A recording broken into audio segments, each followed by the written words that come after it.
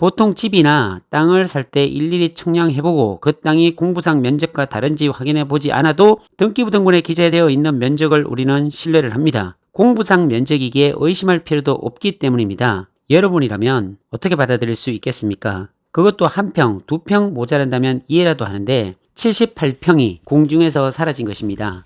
1억 4,040만 원이 순식간에 사라진 것입니다. 어느 누가 이것을 인정하고 손해를 순순히 받아들일 수 있을까요? 전화를 끊고 공동명의로 샀기에 나머지 세 분께 줄어든 면적을 어떻게 설명해야 할지 막막했습니다. 곧장 안중 출장소로 달려가 담당자를 만나 이런 경우도 있냐고 따졌습니다. 담당 공무원도 이런 경우는 처음 보았다고 합니다. 그렇다고 공무원이 봐줄 수 있는 문제도 아니고 실측량대로 등록 전환을 해야 하기에 당사자들끼리 합의가 되면 다시 오셔서 등록 전환을 하라는 말씀을 했습니다. 당장 법무사로 달려가서 해결할 방법이 있냐고 물어보았습니다. 법무사에서도 임야는 지적도가 아니라 임야도로 만들어져서 1200분의 1로 줄이면 조금만 틀어져도 실제는 주변 면적이 차이가 날 수밖에 없다는 말씀을 하셨습니다. 위성을 통해서 찍는 좌표는 아주 정확해서 지적도상에 틀릴 수가 없는데 임야도는 종종 실책과 다르게 나와서 등록 전환을 통해 맞추어 간다는 이야기를 했습니다. 면적이 줄어도 너무 많이 줄어서 등기가 끝난 지 5개월이 지난 뒤지만 매도인께 연락해서 이렇게 땅이 줄었다고 하소연했습니다. 그분도 조상들에게 물려받은 땅이고 지금까지 농사만 지었던 땅이기에 우리의 억울한 사정은 이해하겠지만 한 푼도 배상해 줄 수 없다고 하시면서 소송을 하실 테면 하시라고 했습니다. 보통 임야를 살 때는 당장 개발할 것이 아니라면 대부분 측량을 하지 않습니다.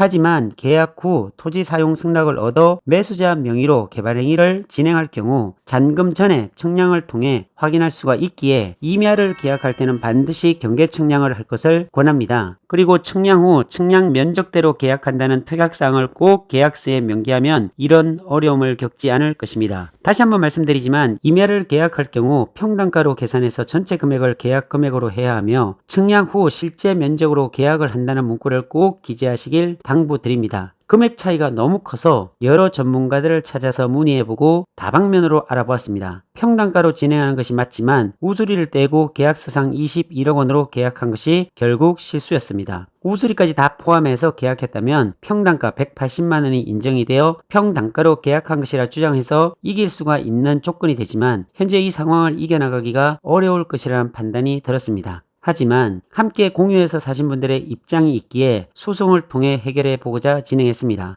약 6개월간의 다툼 끝에 판결은 받았지만 결국 수량 부족으로 처리가 되어 이길 수 없었습니다.